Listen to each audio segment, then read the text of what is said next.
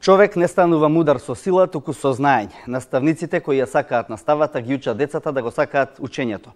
Но што научија изминативе неколку години од екстерното тестирање? Дали еден тест со базен од претходно познати прашања може да го оцени знаењето на учениците и посветеноста и професионалниот пристап на наставниот кадар? Солзи, стресови, закани, казни и притисоци со години надвиснаа врз главите на учениците и нивните професори.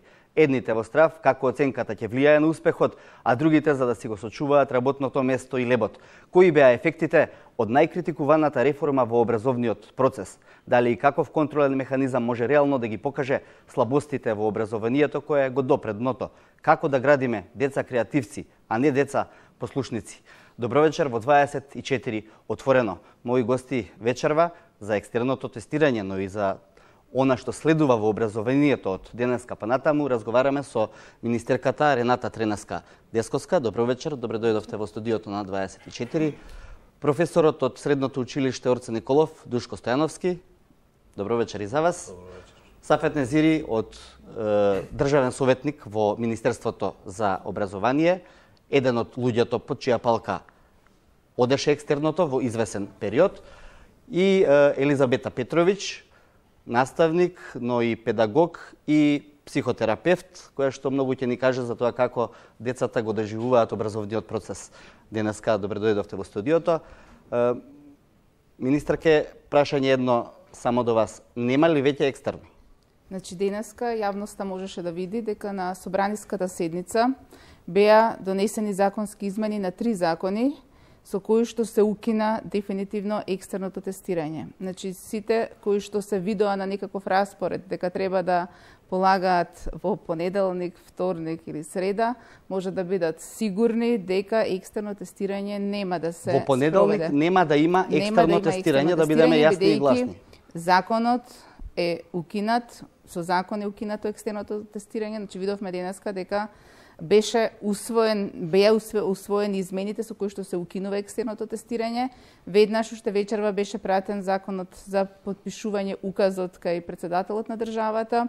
Моите информации се дека уште вечерва треба во службен весник да излезат измените на законот, така што јас уште утре ќе пратам допис до Државниот испитен центар да запрат сите активности кои што значеа подготовка за екстерно тестирање. Значи, децата можат да се ослободат.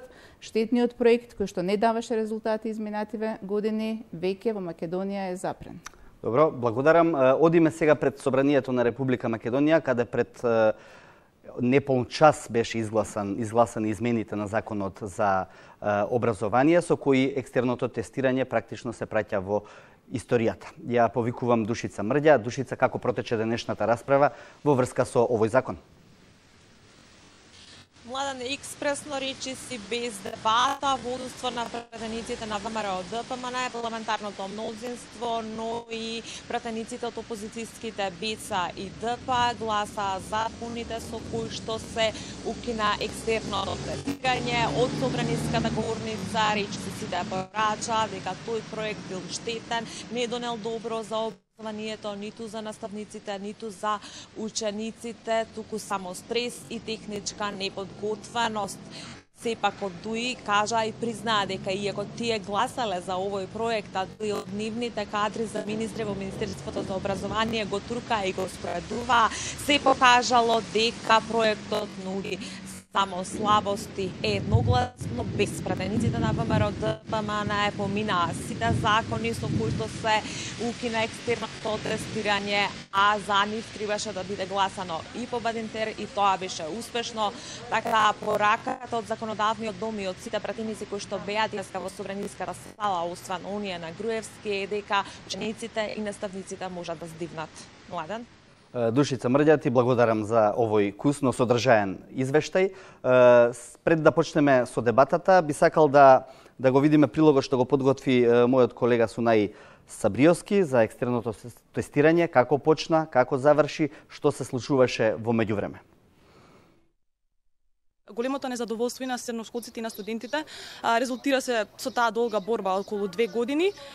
Ето го резултатот и особено ми е драго поради тоа што квалитетот до кој никако не стигнавме, целиот стрес и сето она што се случуваше во овие 2 години со спроведување на овој така наречен циркус, од кој освен тоа што се потрошија голем број на пари, се предизвика огромен стрес, не се виде никаков напредок. Доаѓа крајот на тоа и особено сум задоволна токму поради тоа што можеме да размислуваме сега за тргнување од една почетна точка. Ама оваа реформа воопшто не ни беше потребна. Не од аспект дека не ни беше потребно никакво тестирање, туку екстерното тестирање беше реформа која што не вроди со никаков плод. Вакви беа ставовите на младите од почетокот на најавата за полагање на екстерно тестирање. Оваа реформа представува една од најконтроверзните и најкритикуваните реформи во образованието на Македонија, поради широкиот публицитет и реакции во јавниот дискурс. Екстерното тестирање го извади на улица граѓанското незадоволство. Средношколци, пленумци, наставници, родители и активисти ги поддржаа учениците кои за да го привлечат вниманието на надлежните кампуваа пред ресорното министерство.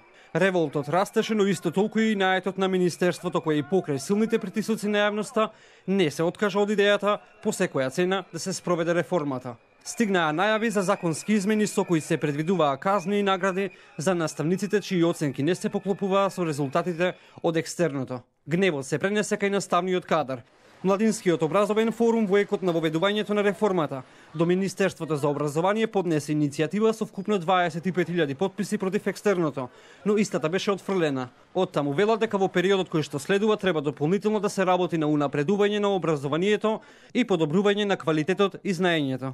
Можеме да кажеме дека поздравуваме иницијативата за укинување на екстерното тестирање, но мораме да нотираме дека за спроведување на екстерното тестирање беа потрошени многу пари и од самото тестирање се добијани многу податоци кои што понатаму може да се искористат за напредување на образованието, за да видиме до кај сме, каде учениците најмногу потфрлаат, каде професорите најмногу потфрлаат и да се работи на овие нотирани проблематики со цел понатаму да се реафирмира ситуацијата со образованието. Екстерното тестирање, иако од Министерството за образование и наука го прокламираа како вакво, сепак на крајот од денот се сведе да служи само како закани и уцени за професорите и учениците. Клучно прашање беше колку државата ја чинеше неефективната реформа. Во јавноста официјални информации нема, но според анализата на Центарот за управување со промени, биле потрошени нешто над 2,2 милиони евра. Двете битни предпоставки на кои се заснова анализата се однесуваат на бројот на вработени работни часа во јавната администрација, посветени на екстерното тестирање. Од тука сосема е известно дека реалните трошоци поврзани со оваа образовна реформа би можеле да бидат повисоки од причина што не постојат дополнителни информации во однос на потрошени средства за преостанатите години од реализацијата на оваа фамозна реформа.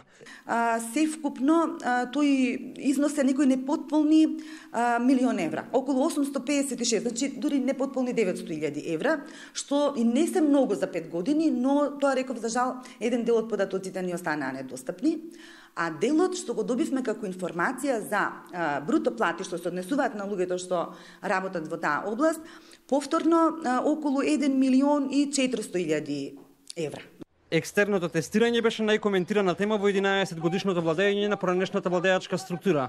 Иако тогашната власт го правдаше проектот како потребен контролен механизам за проверка на знаењето, темелен врз европски искуства. Според експертската јавност, токму овој модел на проверка донесе контраефекти. За прв пат во историјата на образованието, единици во свидетелствата кои влијаја врз општиот успех на учениците и ја променија нивната иднина.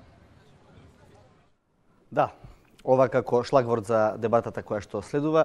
Професоре Стојановски, долго време бевте присутен во јавноста во однос на тоа дека се боревте против ова екстерно тестирање. Зошто? Каков систем на вредности и вреднување на постигнувањата на учениците, наставниците на училиштата промовираше екстерното тестирање? Што всушност во пракса се покажа, еве вака од еден професорски аспект? Па во пракса, прво да почнам дека ова екстерно, најпромашен проект, чиста перверзија која што се однесуваше, која се зборуваше за образование, сепак помогна, раздвижи нешто помеѓу младите и затоа јас почнувам со еден поздрав пленумци, од вас се почна, вие ја дадовте енергијата, вие не поттикнавте и нас кои што требаше всушност да бидеме примерот што треба да го следите. Вие обратно во овој случај беше, не поттикнавте, почнавме и ние да функционираме онака како што треба еден педагог, еден професор да функционира. Екстерното во овие 11 години само функционираше како камшик со кој што се скротуваат таквите кои што имаа што да кажат, и тоа беше и уште некаква мамка со која што се привлекуваа останатите кои што требаше да молчат и да ги исполнуваат слепо сите замисли кои што се криеа зад, односно тоа најчесто финансиски малверзации кои што беа сокриени за сето тоа. Значи, еве, само овие едното е свидетелство за завршена 4-та година, другото е, ова е таа перверзија, таа небулоза, додаток на свидетелството, каде што не постои никаде во ниедна држава. Значи, зошто да биде додаток на свидетелството, кое што ќе биде посебна оценка. Може вака на само едното, додатокот. Додатокот на свидетелството. Иако околу 194.000 ученици во основно образование, околу 76.000 ученици во средно образование. Ако по 30 денари, само по половина евро, ако се потрошени пари од буџетот, залудно, за ништо, се потрошени и исцицани пари од буџетот, најмалку е 130.000 евра, кои што не вродиле со ништо, а останува се она што работата всушност го трпеше. За да се остварат вакви некакви небулозни идеи, трпеа учениците, кои што мора да учат некакви прашања, како кому ќе му беше среќата, дали ако има среќа да имаат музичко, ќе беале сите среќни, ако требаше да полагаат македонски, тоа ќе имаат 400 прашања што требаше да ги научат, кои што не даваа никакво знаење. Па тоа што... Добро, благодарам, ја сватив поентата на Езири. Перверзија, екстерно, како што се изрази професорот, или реформа што не успеа?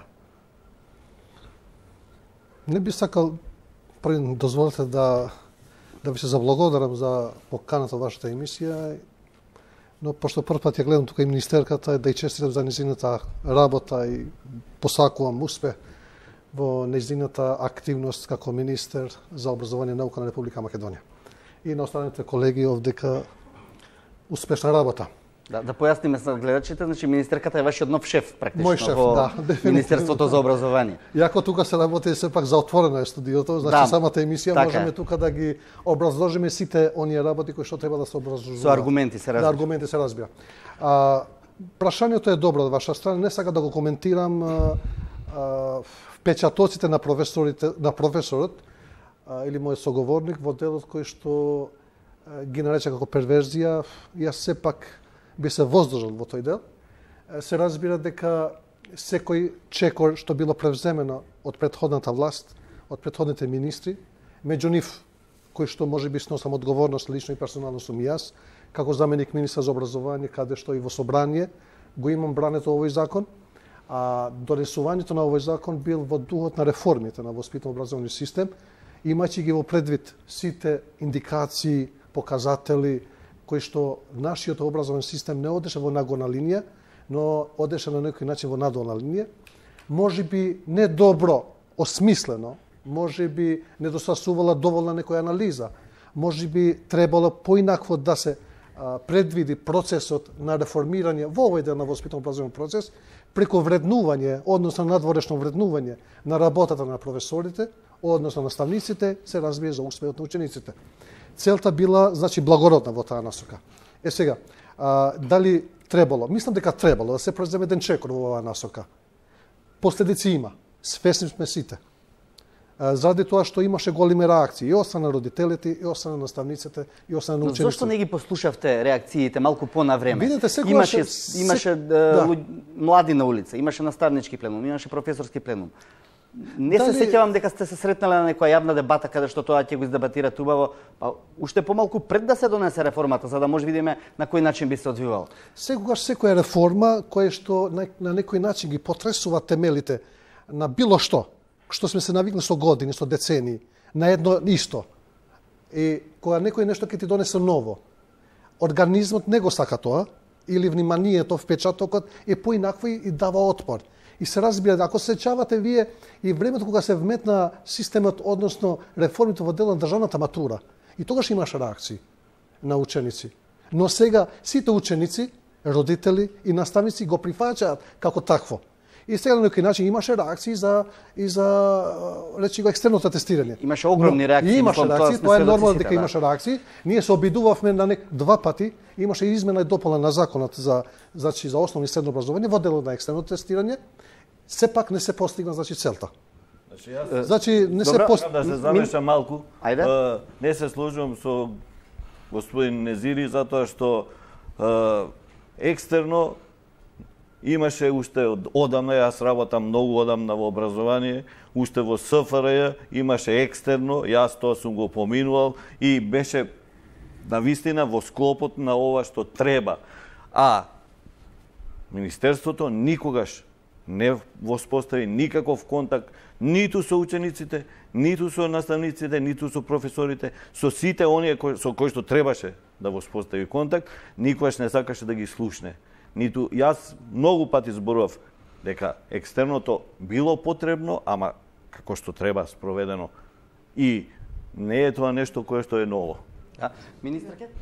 Ако може и јас да додадам нешто, значи екстерното тестирање кое што постоеше досега беше дел од она политичко милје на ВМРО-ДПМН кое што се подпираше на репресивни основи. Начинот на кој што беше замислено, начинот на кој што беше спроведено, практично значеше во внесување на страв, внесување на притисок и кај наставниците, кај професорите и кај учениците. Не постоеше, ако постоеше вистинска намера да се воведе тестирање кое што ќе значи мерење на квалитет, тоа ќе се направеше преку една широка дебата. Во образованието не смее да се прават реформи кои што на некој ќе му текне нокеска дека кој ќе спие, вака ќе направиме и ќе си воведуваме вакви или онакви проекти. Во реформите во образованието мора да бидат реформи кои што ќе бидат изанализирани, кои што ќе бидат осмислени и кои што ќе бидат јавно дебатирани со сите. Она што исто така беше карактеристика на досегашното владење. Кога ќе видеа дека нешто не функционира, владата и наетливо стоеше за тој проект без оглед дали функционира или не функционира. Не само што учениците протестираа, не само што наставниците и професорите го даваа својот став дека не е добро екстерното тестирање.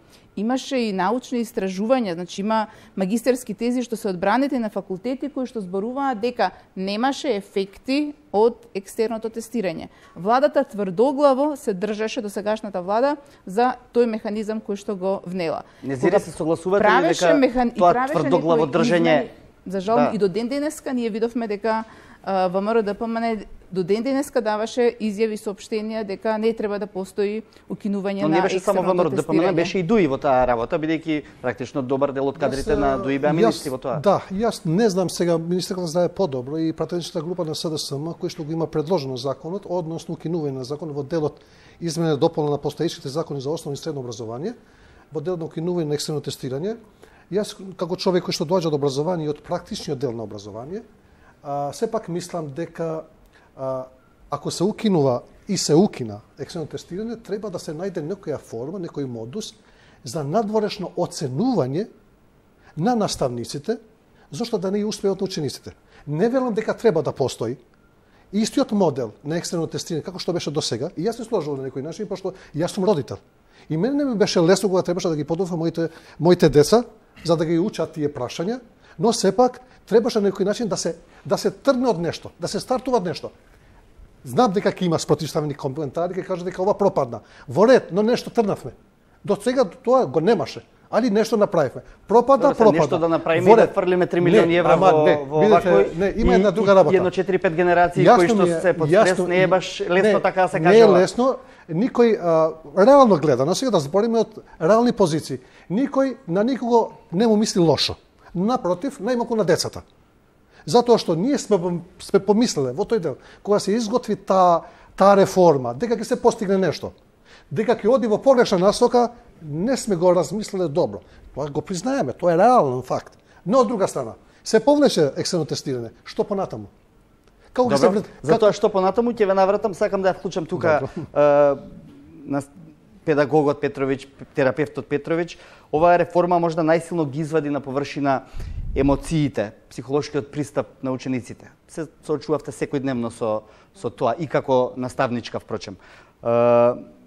Професорите многумина неправедно беа оценувани, трпеа закани. Ги извадили на површина оваа реформа, она, да речам, најлошото од системот? Го покажали во овој образовен дел? Па мислам дека многу работи кажаа сите пред мене, но јас би се задржала во овој контекст што видоа учениците, што видоа децата, како е во светот на возрастните. Видоа дека постои недоверба, не се веруваме, се проверуваме, постои страв, беа и соучесници во некаква манипулација, за жал, затоа што знаеа, дека не знаат, тоа беше дури и погрешна перцепција некогаш кај некои деца и родители. Тестовите беа решавани од страна на наставниците, поправани грешките и така натаму. Мислам дека добија дупли пораки, дека е добро, не е добро, дека оценката важна, не е важна, што е штетно. Значи, еден гломазен и штетен проект за учениците, секако и за наставниците. Како влие тоа на нивното рацио, на нивното расудување понатамошно? Што гради тоа од детето? Сите дупли пораки што ги добиваат децата се многу штетни за нив. Значи, прават дисфункционалности. И мислам дека ова сега што го постигнуваме не е промена која треба да не плаши, туку е добра промена и тоа е промена од прв ред. Она што следува ќе биде промена од втор ред и нешто што ќе значи надминување на тие ситуации, на тие стресови, на тие неправилности и манипулации во кои учествувавме ние возрастните. Како родители, вие спомнавте, бевме немокни да ги заштитиме своите деца. Ретко кој од нас ќе кажеше не ме интересира, што и да добиеш не е важно. Значи, влеговме во таа шема и мислам дека сепак она што е добро, што вие рековте и што спомнавте, диалог. Не ги послушавте, не ги слушнавте пленумите, постојано ни студентскиот, ни наставничкиот, професорскиот и така натаму. Диалог како можност да се разбереме, како можност не да се убедиме, туку да се разбереме, да растеме, да ги поучиме децата, да учиме од грешките и диалог како нешто што содржи во себе надеж. Надеж еве сега и за некакви промени. Десковска, тоа е онаа грешка што можеби беше направена, немаше диалог, немаше дебата. Како понатаму се, каков пристап ќе одите кон она што ќе значи реформи во образовниот систем? Значи, јас и денеска најавив дека ние како нова влада планираме сериозни реформи во основно, средно и во високото образование. Сметам дека треба да отвориме еден широк диалог со пленумите и ученичките, односно средношколските, студентските, професорските, наставничките пленуми, но исто така да вклучиме и лица кои што се специализирани во областите во кои што ќе се менуваат законите, со цел да постигнеме што е можно подобра реформа во рамките на образованието. Јас сметам дека тоа не треба да биде избрзан чекор. Не треба една широка дебата, не треба една широка анализа, која што ќе значи носење на нови закони за основно, за средно и за високо образование. Во сите области има проблеми кои што ги чувствуваа и наставниците, но ги чувствуваа и учениците, ги чувствуваа и професорите, ги чувствуваа и студентите. И ние реагиравме. Јас доаѓам од професија која што е дел од образовниот процес. Како професори на факултет протестиравме заедно со нашите студенти заради тоа што никој не го интересираше нашиот став за законот за високо образование. Најбрутално беше укината автономијата на универзитетот и Министерството сметаше дека така треба. Најбезобразно се наметнуваат непотребни административни обврски на наставниците и во основно и во средно образование, бидејќи јас имам дете кој што е ученик и кој што го гледав како поминува низ основното образование, низ образовниот процес, разговарав со наставниците, гледав што се случува. Тие од пренатрупано со административни обврски не можеа да се посветат на децата во образовниот процес.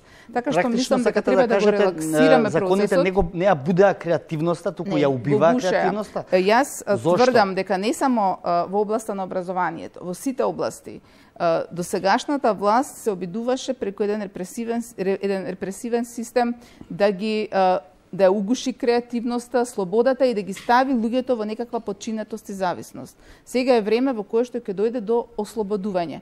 Значи, добро, луѓето Незири треба да сигурно си не ја би се вршат, согласил со ова, бидејќи беше директен учесник во делот на овие образовни реформи. Тоа е апсолутно негово право, затоа е ова емисија отворена, секој може да си го искаже својот став. Значи, мислам дека треба да создадеме систем преку кој што прво наставниците и професорите ќе бидат мотивирани да ја вршат својата работа и учениците со соодветни учебници, со соодветни наставни програми, со соодветен број на часови да можат да бидат вклучени во наставниот процес и да стекнуваат знаење.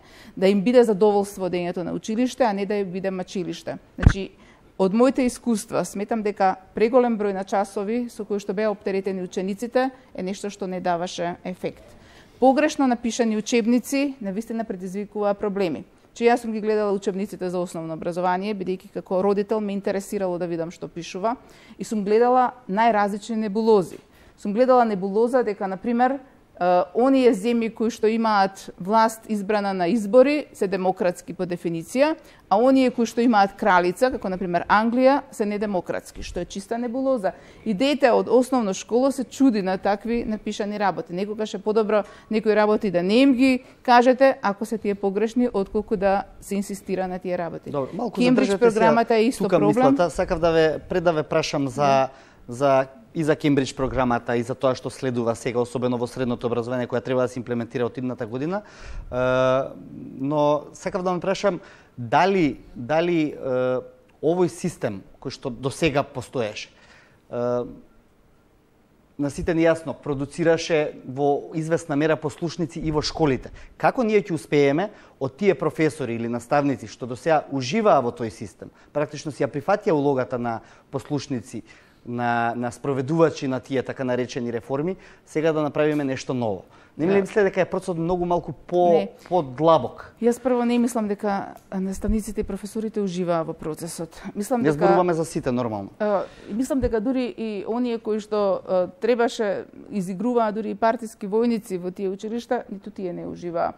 Значи, кога ќе ги ослободите луѓето од притисоците и од стегите, ќе ослободите и нивната креативност.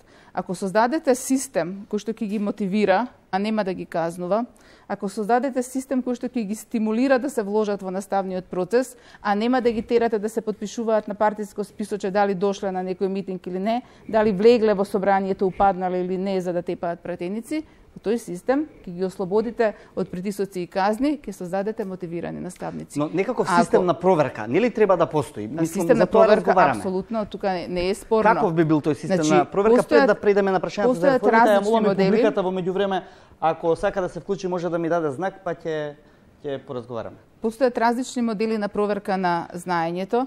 Ние во рамките на нашите партиски комисии сме правеле дебати со професори, со други експерти, значи кои што работат на таа материја и направени се различни компаративни согледувања. Некои ни укажуваат дека словенечкиот систем е добар, некои покажуваат на системи на подалечни земји, така што јас во моментов не сакам да прејудицирам систем на проверка на знаење. Но овој систем во кој што од ученикот вие правите малтене студент, полнолетен човек кој што треба да ја знае целата материја на памет во последниот ден и од тоа да му зависи каква оценка, не е продуктивен. Значи има различни механизми и модели да го проверите без да биде притисок и тоа да биде метод на стимулирање, а не метод на казнување на децата и на професорите. Добро, Незири па Стојановски. Добро, мислам си има своја гледна точка и свој агол на нештата министерката и посакува на вистина да работи во таа насока да има успех, пошто познавајќи го општо образовен систем, а особено за основно и средно образование, начално земено, веќе со години, децени се натоложило таа свест и кај наставниците, а претежно кај наставниците, затоа што имаме голем проблем тука, заради тоа што се изгуби она вредноста на самиот наставник за да се здобие со вреднување, со почитување. Значи, многу елементи тука недостасуваат. За да го реформираме тоа, да се врати во тоа прво бит да состои може би 30 години, кога наставникот земаше може би дупла плата кој што ја има денеска во тогашниот систем, не е баш лесно, тука ни се професорите кои што имаат може би повеќе толк стаж временски, но сепак мислам дека со реформите, едно од главните реформи што треба да ги има предвид владата, се разбира Министерството за образование и наука, не смее да го заборави ова надворешното вреднување и оценување на наставникот. Мора тие луѓе да се наградуваат. Оние кои што имаат лоши резултати, не лоши, слаби резултати, тие наставници треба да ги носиме на дообука, на семинари, работилници. Знаете дека имаме ние случаеви во средини, во градски училишта, да не збориме во руралните средини, каде што наставникот нема ни дневна подготовка, каде што директорот воопшто не го интересира да види што работат неговите наставници. И заради толку продуција, не велам сите, не генерализирам. И тука излегуваат многу последици кои што ги имаме последици кај самите ученици произлегуваат. Јас мислам дека најдобро би било да се најде некоја методологија, форма за да се оцени ова работата на наставникот, не да се казнуваат наставниците, да се наградуваат наставниците кои што имаат позитивни резултати, дали парич, дали методологија некоја друга, но оние кои што имаат послаби резултати да одат значи на обука, до обука, специализација и така натаму. Добро. Прво Стојановски, само во врска со начинот на идно оценување на наставниците, јас да ви подготвам микрофоните за нашата публика. Па јас би продолжил таму каде што господја Петровиќ застана во односот на доверба што треба. Која доверба? Системот треба да има доверба спрема наставникот. Ако нема системот доверба во наставникот, тогаш не може да функционира ниедна реформа. Бидејќи ако наставникот нема слобода во креацијата на таа програма што треба да ја спроведува, залудно ние ќе му правиме какви сакаме реформи. Тој мора да биде слободен за да им пренесува слободен дух на учениците.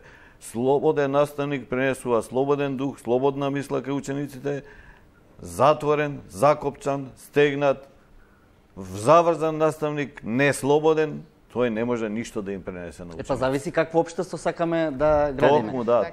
Бидејќи се спомна едукацијата на наставниците. Значи, по мене не треба да бидат едуцирани само слабите наставници. Дури ја не ги делам на слаби и добри. Едукацијата на наставниците треба да биде едукација на сите наставници.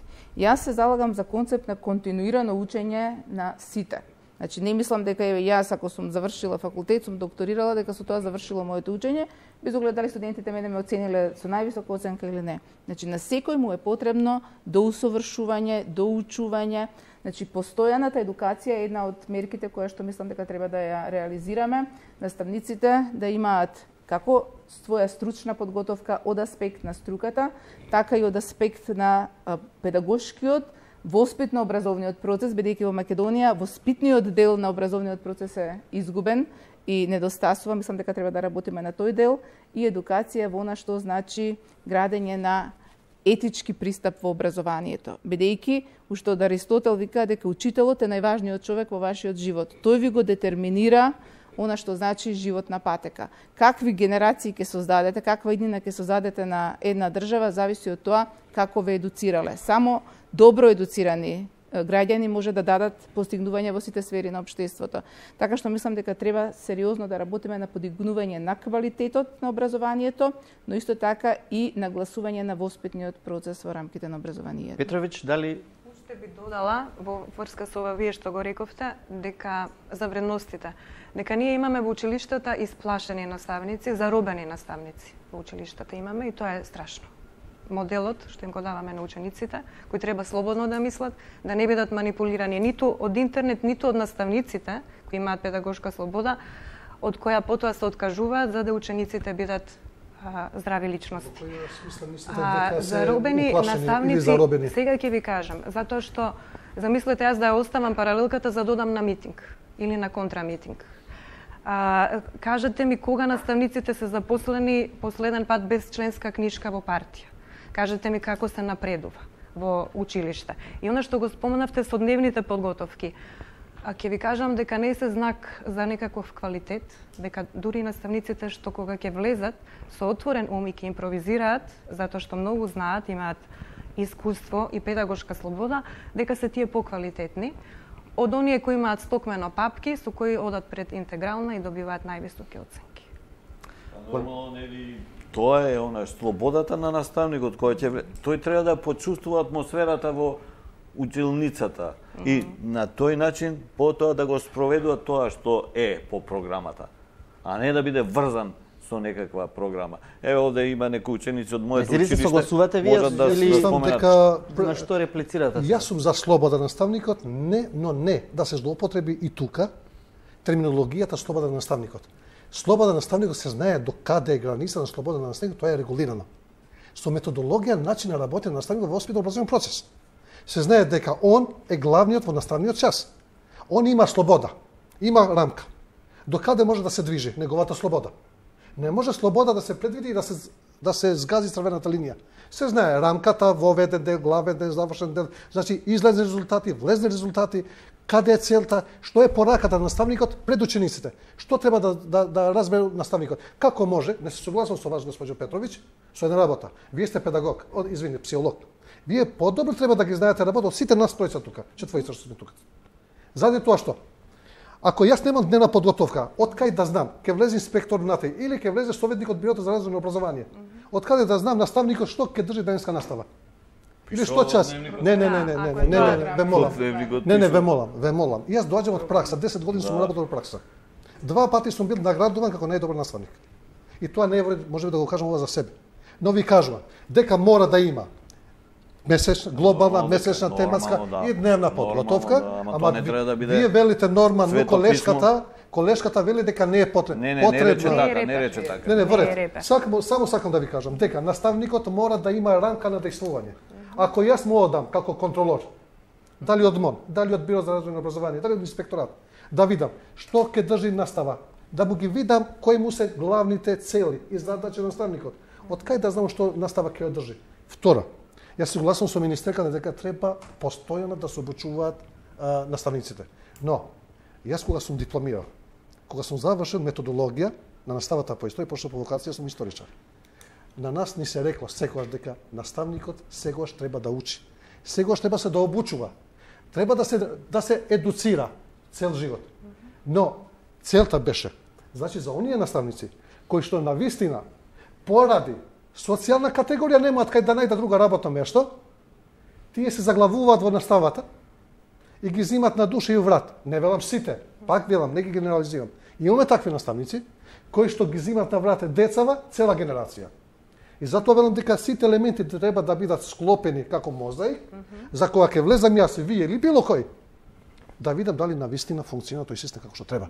Вие професори можете добро знаете дека ние сме колеги и знаем дека така треба да функционира системот. Оние кои што доаѓаме од таа бранша зборува. Инаку, јас се согласувам со министерката дека треба така и дури ја поддржувам како индивидуа и како човек кој што знае образованието и практичниот дел, дека треба да се оди во таа насока на до едуцирање цел живот, додека работат тие. Но треба да се обмисли. А се согласувате ли со Петровиќ дека не треба да ги мкнат наставниците по митинзи? Апсолутно, по тоа не сме. Не, дека се фативте само за делот на слободата и неслободата, иако суштински него мислам дека да ја дадеме право на Петровиќ да се дообјасни за тоа што мислам дека малку ја... Ми поставивте прашање, нека објасни после Петровиќ. Категорично и со устав и со закони образованието е деполитизирано. Не сме во нито еден момент да се политизира или да излезат во текот на работното време. Наставникот да оди на протести или митинзи било кога ќе заврши работното време. Наставникот е слободен граѓанин. Ќе оди кај што ќе сака, како сите останати граѓани. А во текот на работното време да остави настава, тоа е веќе дело кој што треба да се осуди. Да, ама тоа се случуваше и министерството не реагирало. Затоа се смени власта.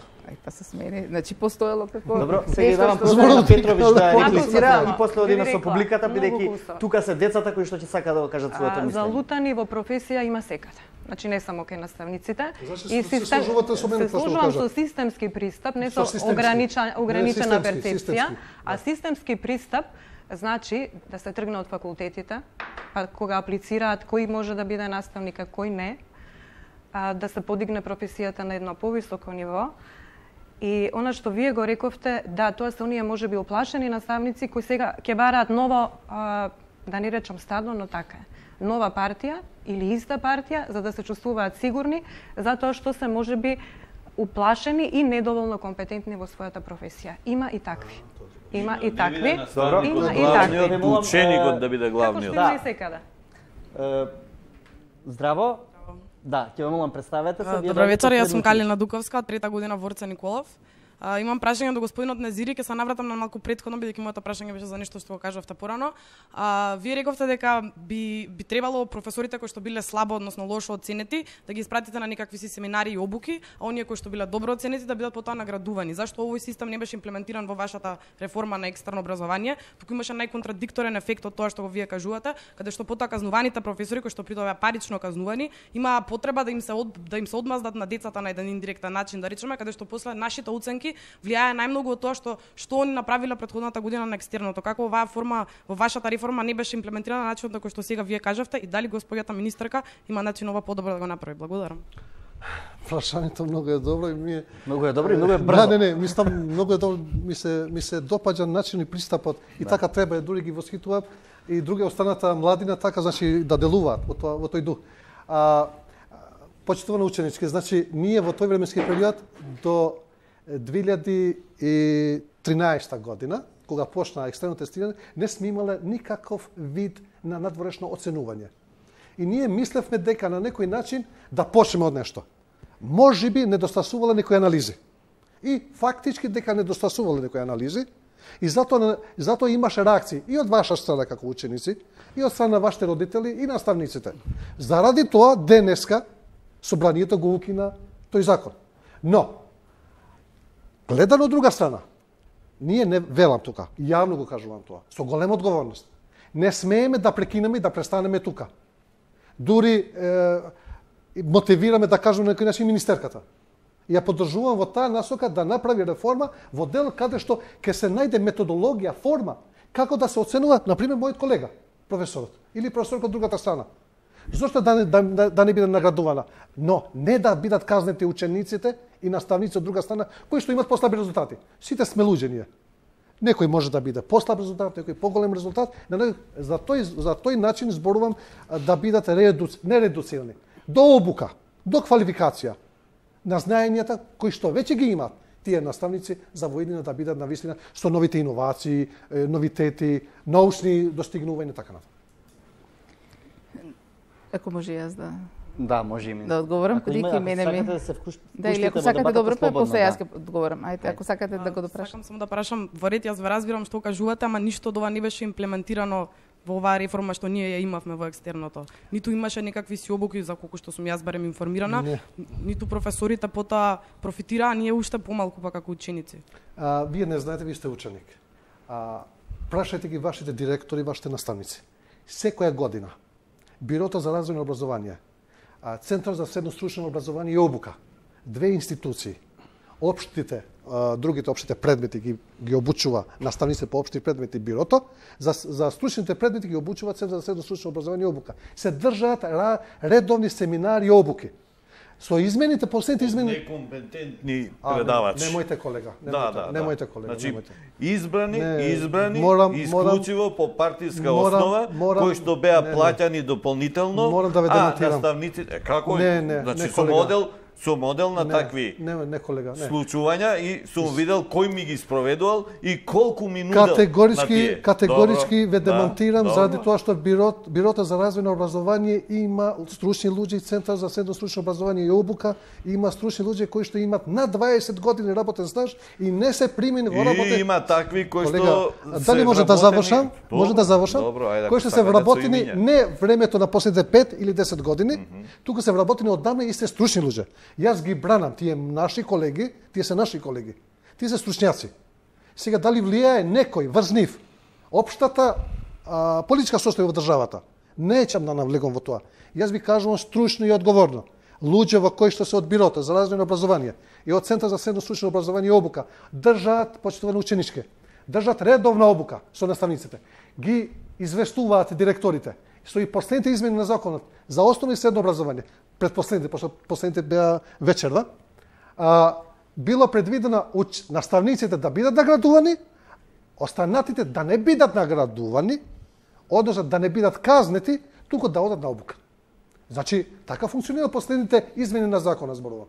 Во овој дел функционира системот и да не биде овој закон. И има годишна програма. Бирото за развој на образование и Центар за средно стручно образование и обука за годишни и редовни обуки на сите наставници. Како што ги правиме сега обуките, еве да се запознае министерката, пошто ќе поднесам посебен извештај на министерството до понеделник, каде се вршат обука за средно образование и обука на 3-годишно, 4-годишно стручно образование во Македонија. Деско Скатеринска. Извините, јас можам се претелефон се да... Денеска на првиот работен ден побарав извештај од сите сектори кои што постојат во Министерството, да добијам преглед на тоа што се случувало во изминатите 4 години, кои се тековни проекти и што им е планирано. И врз основа на таа евалуација, со гледување на она што е работено во Министерството, да можам да донесам заклучоци што тие програми ќе останат, што се тековни, а што веднаш ќе ги прекинеме. Значи, укинувањето на екстерното тестирање беше најбрзата реформа што можевме да ја направиме со цел да поштедиме генерации кои што требаше од понеделникот да се соочат со небулозата која што постоеше. Да ги поштедиме и учениците, да ги поштедиме и професорите. Спомнавте вие дека биле правени измени во изминатиот период. Почнавте од казни, па потоа почнавте награди, а не казни, туку едукација. Значи, тоа се гледаше дека цело време правите некакви обиди да замаскирате факт дека сте направиле грешка. Значи, евалуација на образовниот процес треба да постои. И јас се согласувам со вашето прашање во насока дека практично ние укинувањето на екстерното не значи крај на реформата во рамките на образованието. Тоа е почетокот. Значи, тоа е она итна мерка што се вика најургентното нешто што можевме да го направиме со цел да запреме нешто што е штетно. Но сега престои процес на реформирање и на основното, и на средното, и на високото образование. Во таа реформа, барањето на механизми за евалуација и подигнување на квалитетот ќе биде, уште еднаш повторувам, низ една широка дебата. Јас не сум присталица на приод во кој што Министерството треба да наметнува на професорите, на наставниците или на учениците. Сакам една широка општа дебата со сите во која што ќе го изнајдеме заедно најдоброто решение. Ние имаме мерки кои што сме ги предложили во програмата, но мислам дека тие треба да поменат низ јавна дебата и со поддршка на најшироката јавност да го извадиме најдоброто. Ако сметаа дека не е тоа најдоброто, ќе го смениме, ќе воведеме нов концепт. Значи, првиот пристап наш е дека сме отворени, исто како што ви се вика и оваа емисија, отворени за сугестии. Најпогрешен пристап е јас да дојдам со готов став за некои работи и да инсистирам тврдоглаво на тоа. Добро е кој ќе дојдам со мојот став, ама ќе се соочам со вашиот. Ако вашиот е подобар и можеме да се убедиме, јас сум спремна да го сменам, заради тоа што така ќе дојдеме до квалитет, а не упорно да браниме нешто што сите знаеме дека не функционира, или да се закатанчиме, а и да не ги слушаме тугите аргументи. Благодарам, Калина, благодарам. Збор има? Јас сум Лина, 3-та година во Карчаген. Имам едно прашање за вас, видовме што беше до сега, сега имам прашање што понатака. Како вие гарантирате дека нема да се случи тоа што ни се случи нас пред некоја година, 1 септември да ни кажат во ова следно свидетелство вие ќе имате оцена базирана на 30 прашања, затоа што имате одлична идеја за тоа дека ќе не вклучите сите нас и професорите, ама како конкретно ова ќе се изведе? Благодарам. Така. Значи, првата гаранција дека нема да имате оценка изведена на 30 прашања е тоа што денеска собранието ни го донесе законот и веќе ќе стапи во сила, така што тоа нема да се случи. И јас можам денеска да ви кажам дека ни на крај памет не би ми паднало нешто што е првата мерка на новата влада да го враќаме било кога. Значи, тоа лошо поглавје со 30 прашања кои што ќе влегуваат во свидетелство е за секогаш затворено. Ќе бараме механизми кои што ќе значат евалуација, но не влијание врз успехот на учениците. Заради тоа што јас сум свесна и како професор на факултет, но и како родител, дека еднократно оценување на 30 прашања не може да го замени оценувањето на наставникот во текот на школската година. Тоа е преголем стрес за ученикот и тоа не дава реални резултати. А во моето досегашно искуство можев да видам дека има таму и небулозни прашања што не мерат никакво знаење. Имаше, например, прашање, ќе ви кажам од тоа што сум ги гледала на мојот син прашањата, кое што велеше од Прилеп до Свети Николе, кои градови треба да поминат, не знам, по патот. Колку градови уствари? Какво е тоа прашање? Кое знаење го мери кога нема децата нити карта, нити треба да научат бројка на памет, низ колку градови треба да се помине за да се стигне од еден до друг град? Или пак некои прашања кои што беа тотално погрешни. Мене ми се случи во едно од средните училишта кај што се предава правен предмет, да ми се јави колешка која што предава таму и да ме праша на ова прашање кој би бил точен одговор, и тоа во времето кога беа дадени алтернативите, затоа што едно време се полагаше на алтернативи. И јас се реков, од овие алтернативи, ништо не е точно. Значи, како вие ќе го оцените ученикот кога не му нудите точна алтернатива? Да не зборуваме и за другите механизми кои што беа во процесот на спроведување на екстерното тестирање. Значи, апсолутно и подготовката беше лоша, но и реализацијата беше лоша. Така што тоа поглавие е затворено. Механизми кои што ќе согледуваат како се спроведува наставата, дали се добри наставните програми, значи тоа е многу битно за да оцените еден образовен процес. Дали таа програма е пристапна за децата? Јас имам чувство дека до сега добар дел од тие наставни програми и учебници се пишувале во кабинети од луѓе кои што немаат осет за возраста на децата кои што треба да учат од тие учебници. Значи вие ако напишете учебник, а не сте се консултирале со луѓе кои што секојдневно комуницираат со тие деца, имате навистина проблем, правите нешто што не е прифатливо и тоа создава одбивност кај децата. Така што мислам дека треба да пристапиме и кон не само што мислам него тоа и ќе го спроведеме кон преоценка на наставните програми и преоценка на учебниците кои што се употребуваат. Добро, под прашање или? Не, благодарам. Не, добро, може микрофонот да го подадете натаму? Не, колешката. Јас ќе помогнам. Така. Повелете, представете се. Добро вечер. Мартина Илиевска, Младински образован форум. Јас лично и ние како организација го поздравуваме укинувањето на екстерното. Го пратавме целиот процес, уште од самиот старт укажувавме дека треба да има дискусија, дека треба да се отвори целиот процес и го пратавме и средношколскиот пленум и сето тоа што се случуваше.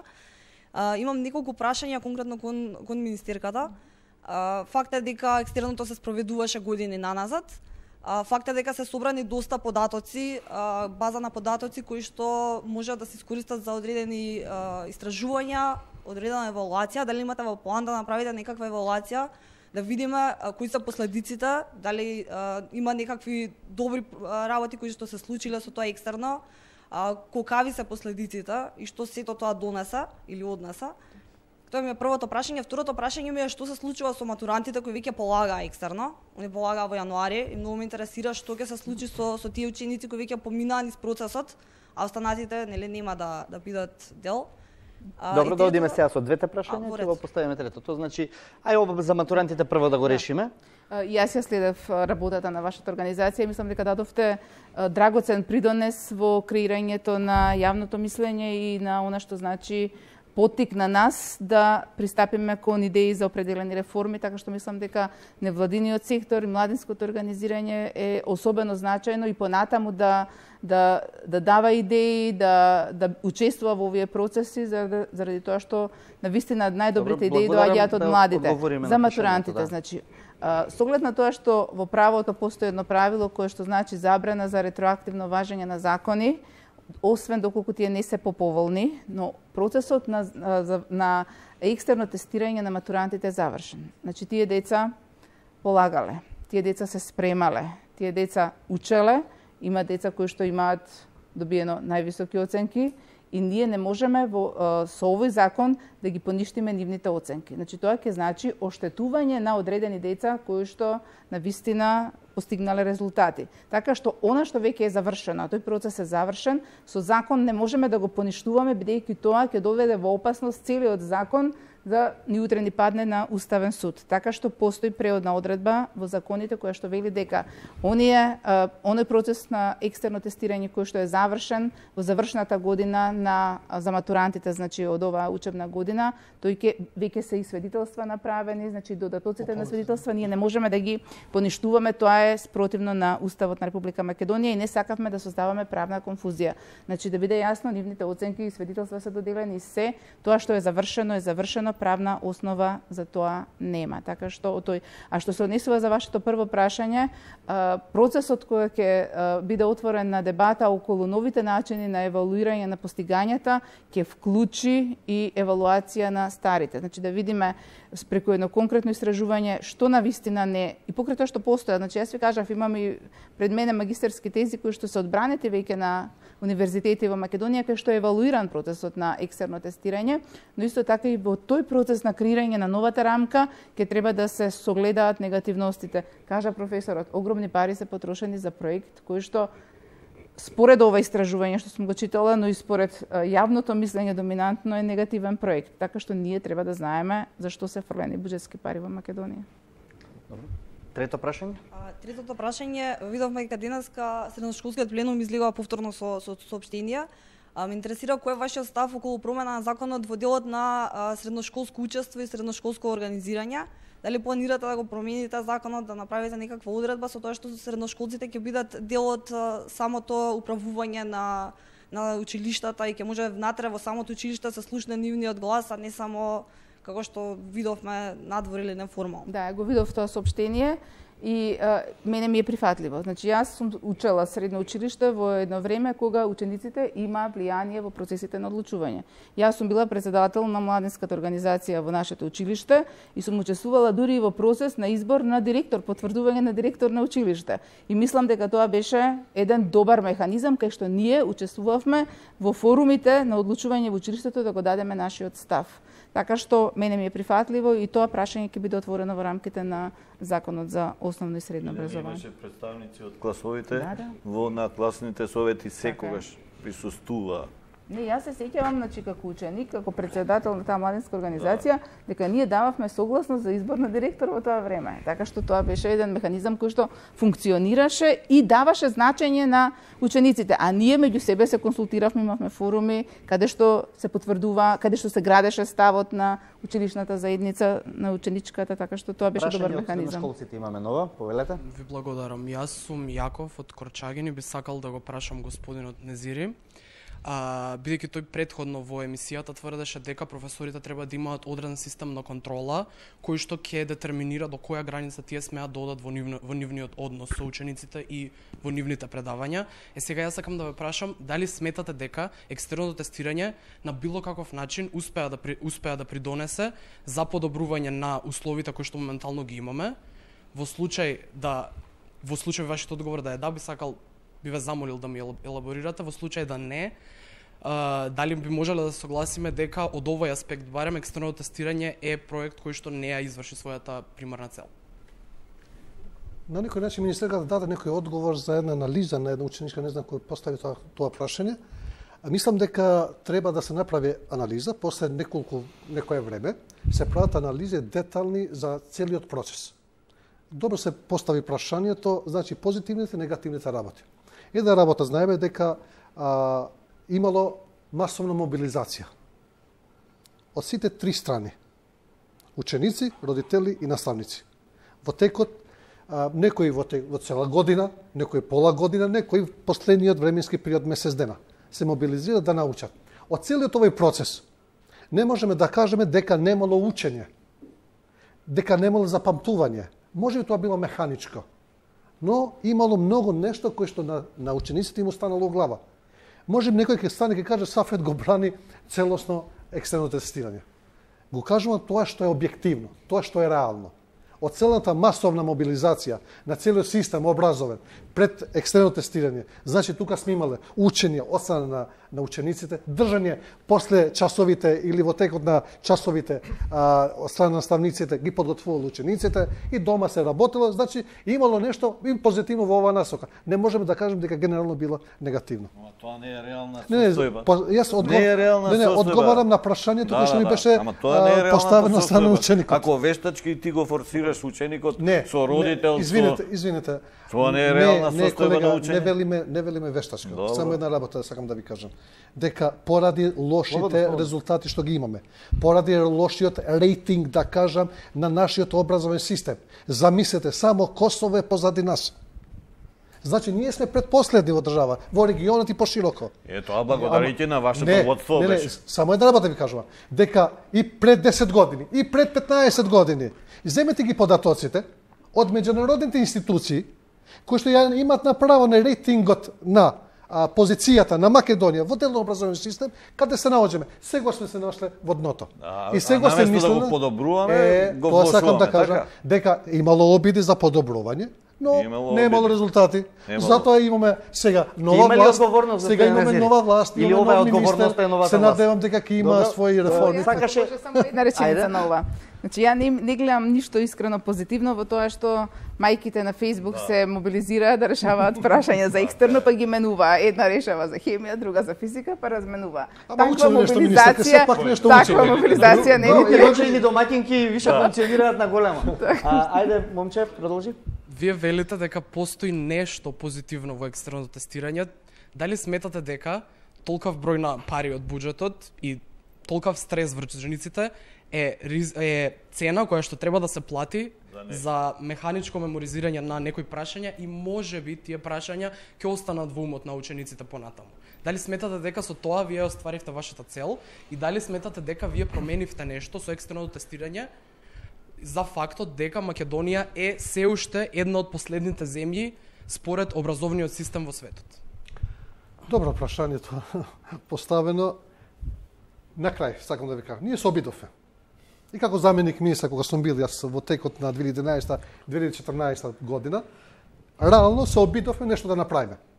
Нешто е постигнато. Не можеме да осудиме и да пресудиме, да донесеме заклучок унапред, без да се направи анализа. Добро рече министерката. Значи, ќе седнеме, ќе се види, после временски период. Сега е аброгиран закон, значи повлечен законот, односно е трн закон за делош за екстерно тестирање.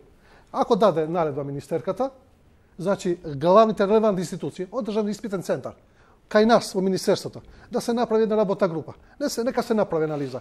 Каде се последиците? Позитивни и негативни. Не можеме унапред ние ништо да кажеме дека све било негативно. Можеби од сето тоа има нешто позитивно и не можеме да кажеме генерално дека све било негативно.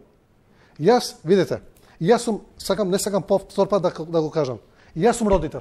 И мене не би било лесно со моите деца да седам, да работам со нив. Знаејќи дека сам го бранев законот во Собранието на Република Македонија. Мислејќи дека ќе постигнеме нешто. Не можеме генерално да кажеме дека не е ништо постигнато. Добро, благодарам. Но сепак само за предлогот што го даде околу работната група. Сега што е парадоксот? Вие на наставниците и на учениците им наметнувате екстерно тестирање, а за вас што сте го спроведувале процесот барате сами да се евалуирате. Тоа е малку парадоксално, така што ако се прави евалуација на екстерното, треба да го направи некој што не учествувал внатре и независно и непристрасно екстерно тестирање на екстерното тестирање. Затоа ве поддржувам во оваа насока. Вие сте министер, ќе формирате група, ќе побарате, значи, јавно мислење, невладини. Да, окей. Дел веќе има истражувања што се одбранети на како магистарски тези. Тоа е добро, значи имате начин и форма, методологија да го направите, да направите анализа и да донесеме заклучок. Добро, имаме ново прашање, повелете. Добро вечер. На трета година во Корчагин. Би сакала да се навратам на нешто што господинот Назири го кажа претходно, а тоа беше вашата изјава кога кажавте вие сте ученици, не знаете.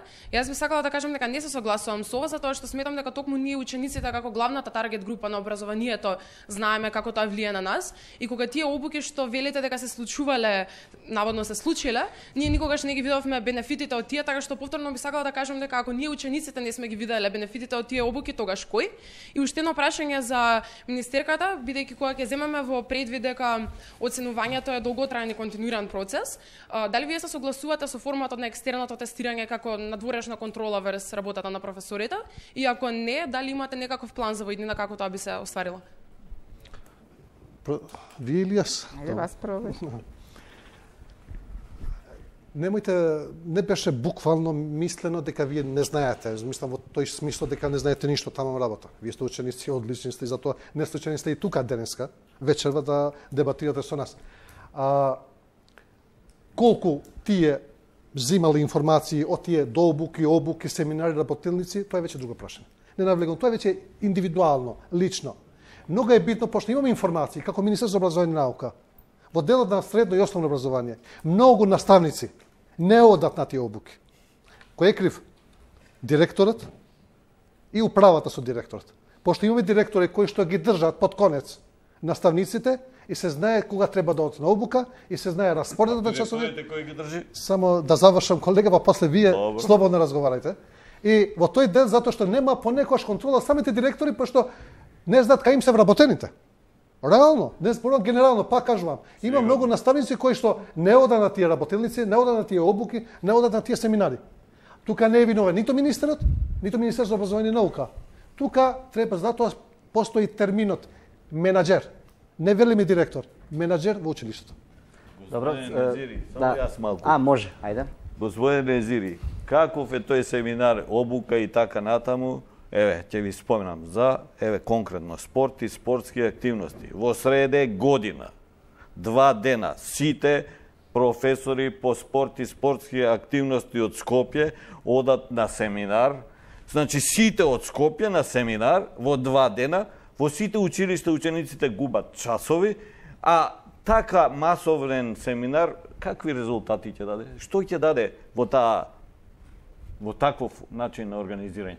Тоа да не го знаат директорите, го знаат. Да не го знаат од Биро за развој, да не го знаат од Министерството за образование. Што правиме со проектот Еразмус Плюс? Еве, Калина, колку часови ти имаш изгубено затоа што професори одат на Еразмус Плюс на размена и кога ќе дојдат, донесува ли нешто од таму што требало, што го виделе? Значи, со недели ги нема наставниците воопшто на часови. Вие мислите ние да се изолираме како држава? Не, ви не ме слушавте што реков. Дали донесува нешто повратно од таму? Јас за тоа повратното зборувам. Убаво е да ги праќаш, ама не треба да ги праќаш среде година за да губи Калина часови. Професоре, има институции, има луѓе кои се одговорни да ги контролираат и да видат. Ние како Министерство за образование и наука не можеме на секоја школа, на секој директор да му стоиме над глава. Затоа има директор, има луѓе кои што ги контролираат овие. Не. Повеќе од тоа, повеќе. Извините, не можеме генерално да ги генерализираме работата. Благодарам. Десковска, вие кратко само ново да одговорите, зашто сакам да отвориме на друга тема. Досегашниот концепт на екстерно тестирање не се согласуваме и затоа го укинавме, но дека треба да постојат форми на евалуација на наставниот процес, тоа да, значи постојат механизми кои што не се вакви репресивни како што постојаа досега и кои што даваат резултати во западноевропските земји и некои од тие механизми ќе биде применет во Македонија. Значи не притисок на наставниците, не притисок на учениците, не совнесување на оценки на учениците или на наставниците, туку процес низ кој што ќе согледаме што е добро, што е лошо во наставниот процес. Повелете. Јас сум Стефани Спировска од Младински образован форум. Бивме сведоци изминатиот период на голем број директори и професори кои што постојано излегуваа или на протести или беа дел од определени политички процеси, активности, како и така го наречеме сето тоа. И сега кои сметате дека треба да бидат механизмите кои што ќе се воведат и спроведат за да на некој начин ја деполитизираме нивната професија, затоа што пред се тие не се професори само не знам од 9 до 5 или во втора смена до колку да траат часовите. Напротив, постојано учениците се во контакт со нив и се носители на една општествена одговорна професија. Значи, на кратко, моето прашање ќе биде кои механизми сега треба да ги преземеме и воведеме за да се деполитизира нивната професија и на некој начин да се искоренат тие лоши пракси на кои што бевме сведоци како ученици, студенти. Дури некаде прочитав дека ќе биде забрането за наставен кадар да се појавува на митинзи или сум јас грешно? Да. Значи, ова е прашање кое што тангира дел од она што јас го предавам на факултетот, а тоа е човековите права, деполитизација на образованието и правото на политичко организирање и действување. Значи, прво, и професорите, како и сите граѓани на Македонија, имаат право да искажат политички став, но не во училиште, не за време на настава, не за време на работно време. Што гледавме ние низ Македонија? Гледавме ситуации во кои што наставниците излегуваа од работно време за да се појават на протест. Гледавме ситуации во кои што наставниците ги тераа учениците да излегуваат на протест и да се дерат, да викаат предавници или не знам што, под другите да ги малтретираат своите соученици. Видовме професори и наставници кои што во класовите завземаа политички ставови и дури се изживуваа политички врз одредени деца. Видовме директори што водеа списоци дали наставниците нивни излегле или не излегле. Но исто така и видовме професори и директори што упаднале во собранието и се обидеа да тоа е кривично дело. Значи треба да ги разграничиме овие работи. Професор кој што во работно време ќе излезе да искаже политички став на одреден митинг, дали е митинг на политичка партија, дали е собир на граѓанско здружение, значи на било какво собирање, тоа е негово право. Професор кој што напуштил настава за да го прави тоа е веќе прашање за кој што треба да сноси одговорност. Професор кој што пренесува, политизира врз учениците политички ставови, тоа е исто така тоа е прашање на одговорност. Но наставник, професор, директор на училиште кој што влегол во собрание, тоа е за кривична одговорност, тоа е кривично дело. Значи, јас мислам дека во делот на оваа сфера ние ќе треба да поставиме покрај јасни правила во законите, исто така и еден етички кодекс. Наставникот е сликата преку која што учениците сакаат да градат некоја своја лична идентификација. Во тој поглед треба да постојат правила спрема кои наставниците треба да се однесуваат, бидејќи тие се она што викаат рол модел, моделот кој што учениците го гледаат. Така што од тој аспект мислам дека тука треба да направиме еден исчекор не само преку нормативно регулирање на оваа сфера, туку и преку дополнителни едукации и градење на етичка свест, етички правила кај наставниците, со цел да можат да го постигнат она што треба да значи непристрасно однесување кон своите ученици и модел кој што на некој начин би бил прифатлив за нивните ученици. Бидејќи кога наставник искажува политички ставови на час, децата се чувствуваат дискриминирани. Оние кои што не мислат така се чувствуваат исплашени, дали тоа ќе има реперкусија врз нив, а оние кои што имаат исти ставови или нивните родители, чувствуваат некаква храброст и сигурност дека ете го нашата наставникот што е. Значи наставникот мора да биде непристрастен и објективен за време на работното време и никаква политика не смее да влијае на неговите односи со учениците. Добро, благодарам. Тука правиме мала пауза, а после рекламите, кои ќе траат само минута до две, се враќаме за да зборуваме за новите наставни програми. Кембридж, да или не, следната година треба да се воведе во средното образование, во основното веќе функционира. Како функционира, ќе ни каже дел од тука присутните наставници. Се враќаме по рекламите.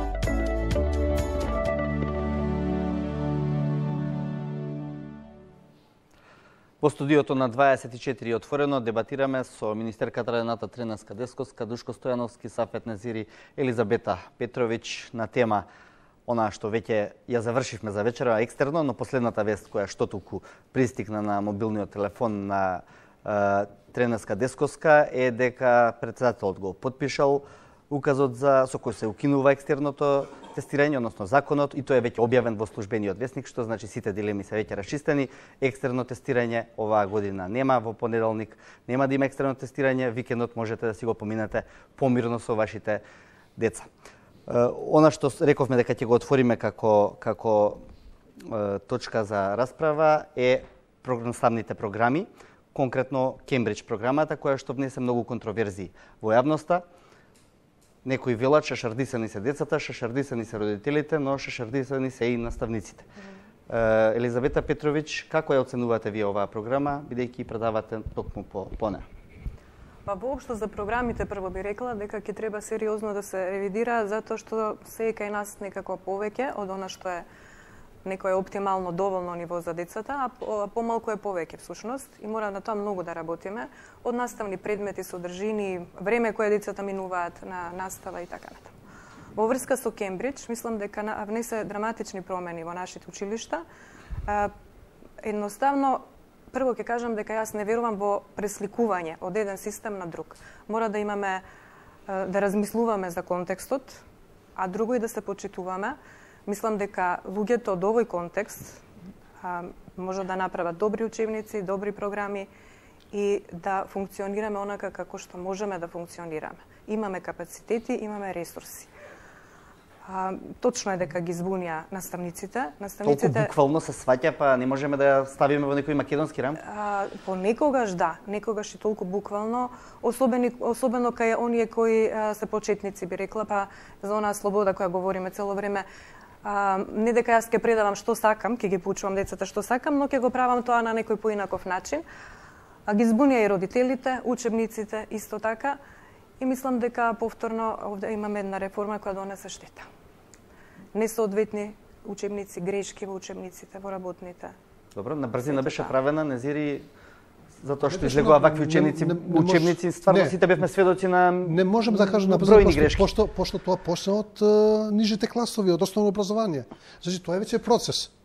И сега според тури сега ја известив и министерката, значи објавен е огласот согласно закона на 31 март ние мораме да објавиме оглас за упис на ученици во средните училишта и општински и државните училишта средни у Македонија. Значи тоа е веќе предвидено прва година гимназиското образование. Ќе почнуваат да работат по Кембридж програмата. Кембридж програмата, значи прва година, така е според законот, според сите нормативи, мислам. Ако не се измени. Ако не се измени, ако евентуално се измени, тоа веќе е друго прашање. Ние зборуваме за фактичката состојба. Значи на 31 март 2017 година е објавен оглас за упис на ученици во средните училишта у Македонија за учебната година 2017-2018 година. Зошто е воведен овој принцип? Е воведен на некој начин да се модернизира или да се осовременува со меѓународни признати учебници кои што ги употребуваат и во другите странски земји, е земено значи англискиот систем, Кембридж системот. Сега колку толку се обидувало да се адаптира според нашите потреби, нашите услови, математика и природните науки, значи тука е нагласокот на програмата Кембридж. Имало малце потешкоти, се одржале обуки од страна на Бирото за развојно образование, се надминати начелно, се надминати збор за основно образование. Се уште има некои недоумници, значи има резерви кај некои наставници, не генерално кај сите. Сега за прва година не можеме да дадем никаква оценка, ниту оценување или да пресудиме унапред како ќе се оди во средното образование. Инаку претходниот период, значи за кои 3 години се офатеше. Колку функционира Кембридж? Па сега 4-та година, ако не се лажам, сега немојте поглед да ме фатите на збор. Да, сега 4-та година би требало да биде. Да, добро. 3 години беа, значи основно 3-9 години, сега 4-та година продолжуваме значи со гимназиското образование. Ај пред да одиме на основното, средново да го разгледаме малку, бидејќи треба да стартува од септември. Ќе имаме ли Кембридж во средните училишта, министерка? Значи со оглед на тоа што нашите согледувања до сегашни беа дека Кембридж програмата не ги дава резултатите кои што ги очекувало Министерството кога ја вовело. И со оглед на тоа што зборот Кембридж е практично злоупотребен, тоа не е програма по која што е креирана на Кембридж или се учи во Англија, туку е извозен производ кој што се продава на земји со не високи стандарди во образованието. Ќе направиме напор да ги исфрлиме, односно да го стопираме воведувањето на Кембридж учебниците во прва година. Доколку не представува правна пречка, ќе се обидеме и самата програма да ја спречиме во првата година во средно училиште за Кембридж да не влезе. Но тоа зависи од она што значи менување на правната рамка. Значи сите напори што може ќе ги направиме.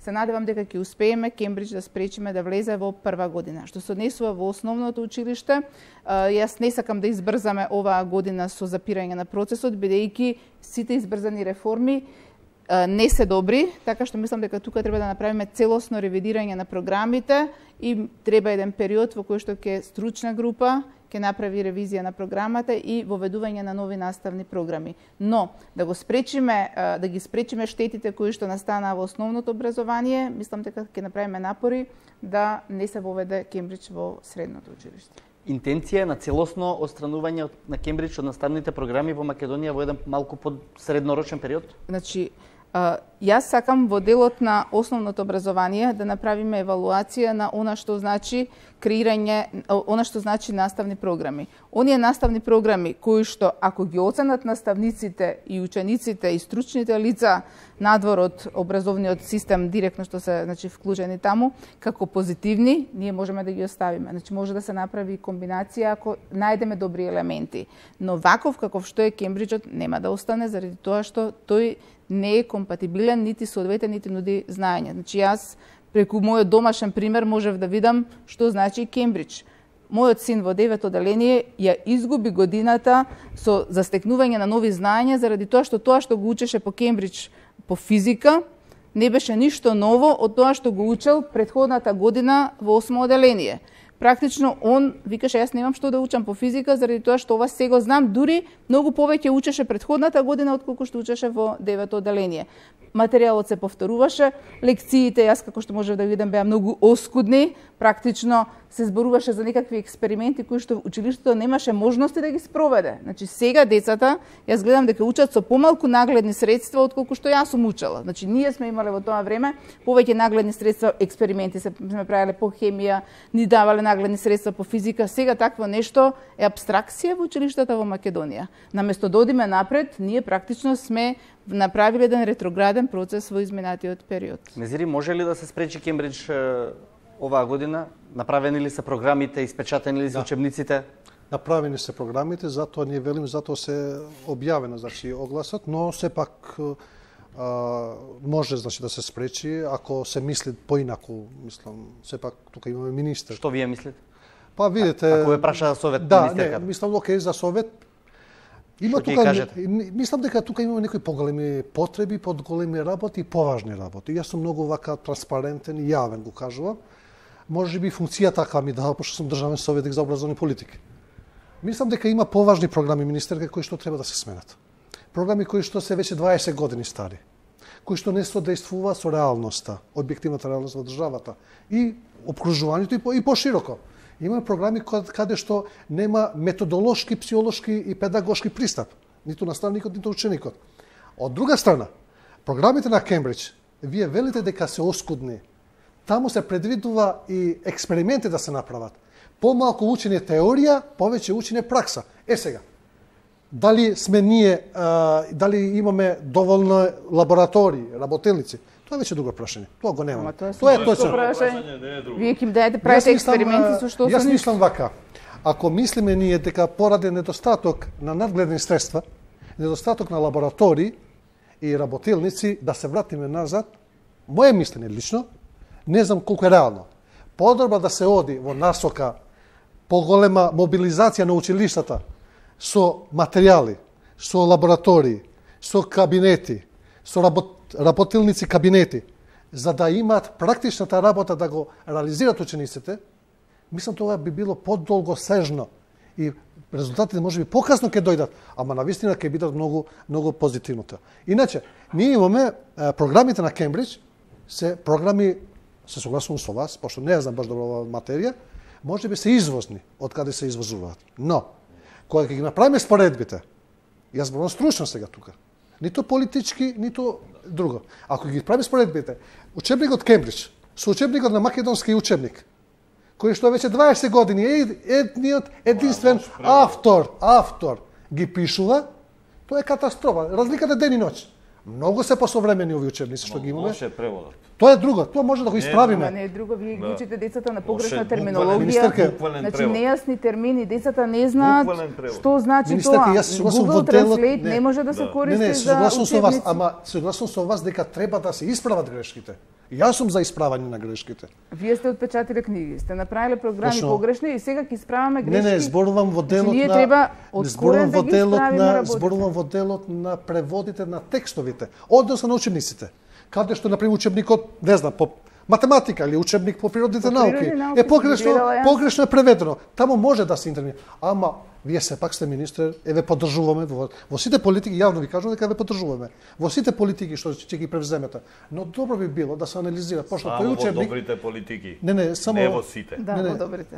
Зборувам за образовни политики. За образовни политики. Не, добро беше забелешката, да ја поддржите само во добрите политики, бидејќи не мора значи дека сите ќе бидат добри. А јас ќе се трудам сите политики да се добри. Зборувам за образовни добри политики. Јас додал нешто. Ние немаме изграден образовен систем кој што може лесно да го спроведа Кембридж. Зошто? Затоа што кај нас нема во основно училиште таков систем во кој што учениците се препознаваат. Тие не знаат што сакаат, а вие сакате во прва година да ги поделите во општествено, во природно. Значи, кога ние ќе развиеме таков систем во кој што со работата на учениците и со следењето на наставниците од основно, кои што ќе бидат со полно доверба и со право да кажат кој ученик во која насока треба да се развива и тој тогаш да се определува каде ќе се запишува. А сега во оваа ситуација, само желба на родителот ќе биде она што ќе биде уписот на ученикот. Според законот за средно образование, според стратегијата за национална стратегија за образование, според сите документи што ги има во нашата држава, во нашето министерство, имаме вертикална и хоризонтална проводност. Кога велиме вертикална, односно во хоризонтална, сме за хоризонтална проводност. Ако не му се учи на детето, ама не може да си играме ние. Ако на ученикот не може и не сака математика, односно таа насока ќе премине во општествени или хуманистички. Сакам да кажам дека ако сакаме нешто да направиме, да не се навраќаме назад, и да ме оствариме дилот на Спиро со газдата на алгоритам. Толку. Добро, мислам дека децата кои што рековте не знаат што сакаат во прва година, овие во трета знаат прилично добро знаат што да прашаат, па имаат едно прашање. Тебе сакам да упатам едно конкретно прашање до господинот Незири. Каков бенефит има во изминативе 4 години од кога е воведена програмата Кембридж? Дали има некаква промена во образованието? Јас ви велам дека не можеме ние денеска или денеска за утре да побараме некоја анализа или некој резултат одма. Тоа се знае како одат процесите и анализите како се прават. Ланска година, односно оваа година, завршува еден циклус, 9-летка од Кембридж. Значи завршува, само што заврши сега, на 10 јуни ќе заврши. Ние не можеме одма да кажеме ови се првите резултати. Резултатите тек ќе ги видиме. Додека можем да збориме, да кажеме значи за прва, втора и трето деление. Четврто, пето и шесто. Резултатите покажа нагорна линија. Заради тоа што тие методи кои што ги употребуваат наставниците според програмата на Кембридж ги покажа првите позитивни резултати. Додека тамо кај што немаме, значи кабинети, немаме лаборатории, тоа е нормално. И со старата програма имаш негативни резултати. Па и со новата програма исто така. Јас дури би препорачал и на министерката да ги има во предвид за својот мандат 4 годишен, како министер за образование и наука на Република Македонија, да направи програма за инвестиции капитални во училиштата, да ги направи училиштата кои што 20 години имало лабораторија, кога била и таа како ученичка, знаете и лаборатории, тие кабинети, значи во таа насока политиката. Тогаш програмата Кембридж ќе биде успешна и супер успешна ќе биде. Заради тоа што програмата Кембридж малку ти дава да учиш теорија. Повеќе ти дава оној практичниот дел, да го практикуваш тоа што го учиш. Но сепак се разбира дека некој друг ќе решава за понатамошни политики на Министерството образование и наука, кој што јавно го кажува дека ќе се поддржат сите образовни политики на министерот, позитивни се разбира, се надев дека за позитивно зборуваме. Да, ама вие со ова практично кажавте дека досега владата ја градела куќата од кровот. Значи не сте имале темели поставени, не сте имале спремен терен за да воведувате Кембридж, сте го поставиле и затоа резултати не може да има. Сега ние не сме имали ниту училишта. Реално ви кажувам, има училишта, не сакам да напомнам со име и презиме, пошто не е во ред поради јавноста, не е школа, ние сме имале штали. Мене ми е јасна состојбата. Да се каже, јас ви кажам, може после студија можам да ви кажам и во кое село, кое населено место. Ние не сме имале школи. Само моето време кога сум била заменик министер, само јас, се поставени камен темелници или се сечени ленти на 35 училишни објекти. Значи збор за нови училишни објекти. Реално не можеме од еднашка инвестиции капитални, не оправдувам никого, ниту себе си. Ви кажувам реалната состојба. Да направите и школа, и кабинет, и лабораторија, и спортска сала, и спортско игралиште. Тоа се многу. Тоа не е многу за децата, за учениците. Туку многу затоа што буџетот толку трпи. Затоа велам сега, благодарејќи на тоа што времето на СДСМ 90-те години и времето на ВМРО, ДУИ, другите, овој временски период, сега пак СДСМ со парламентарно мнозинство има прилика да го надградува тоа што е направено последните 25-27 години од осамостојувањето на Република Македонија. Значи сега можеме и кабинетите да ги имаме и лабораториите. Пошто имаме основа, да училишна го основа. да подпрашам. Извините, да, поврата. Сакам да ја прашам дали се употребува баш тој практичен дел како што го спомна господинот Незири и дали има услови за такво исполнување на тој практичен дел? Токму и тоа е проблемот меѓу другото, затоа што без услови се внесува нешто што е ново. Истото беше и со компјутер за секое дете. Одлична идеја, но без услови се внесе нешто ново и повторно многу гломазно, што не ги даде постакуваните цели. Мислам дека тоа е случајот и со Кембридж. Значи, ние импровизираме, бараме, наоѓаме ресурси, не секогаш ги имаме, ги вклучуваме родителите и го реализираме тоа на начин кој мислиме дека е во најдобар интерес на децата. Што значи дека правите и промени во програмата, бидејќи не може да се реализира тој практичен дел. Значи има и промени. Значи, она што треба ние да го подучуваме ученикот, тоа го реализираме, но промените ги правиме во оној дел кој е дозволен. Начинот на кој тоа ќе го реализираме. Тоа се промените. Добро, ви благодарам. Верувам дека наскоро ќе излезете со некаков сублимат околу тоа дали Кембридж ќе продолжи или не. Нема простор за долга јавна дебата? Не. Значи, воведувањето во средното образование ќе биде спречување на воведувањето ќе биде нешто што најскоро ќе треба да информираме, додека пак одстранувањето на Кембриджот од основното училиште, тоа ќе биде процес на дебата и тоа ќе биде дебата за креирање на најпогодни наставни програми.